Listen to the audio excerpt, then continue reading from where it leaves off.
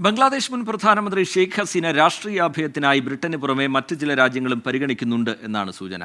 Belarus, Finland, UAE, Qatar, Saudi Arabia തുടങ്ങിയ രാജ്യങ്ങളാണ് പട്ടികയിലുള്ളത്. ഷെയ്ഖ് ഹസീന ഇന്ത്യയിൽ തുടരുകയാണ്. ഭാവി പരിപാടികൾ തീരുമാനിച്ചിട്ടില്ലെന്ന് മകൻ സജീബ് വാസിദ് പറഞ്ഞു.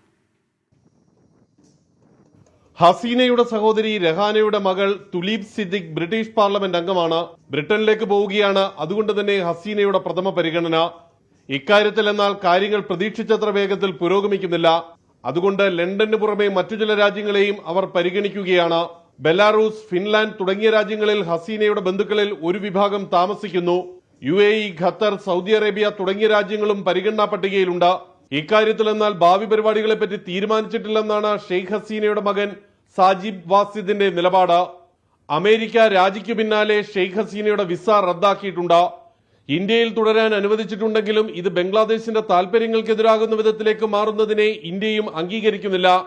ഇന്ന് രാവിലെ നടന്ന ഉന്നത വിദേശകാര്യ മന്ത്രാലയ ഉദ്യോഗസ്ഥരുടെ യോഗം മന്ത്രിയുടെ അധ്യക്ഷതയിൽ സാഹചര്യങ്ങൾ വിലയിരുത്തി. ബംഗ്ലാദേശ് വിഷയത്തിലെ അടിയന്തര പ്രമേയങ്ങൾക്കാകട്ടെ പാർലമെന്റിൽ ഇന്നും അവതരണാനുമതി ലഭിച്ചില്ല.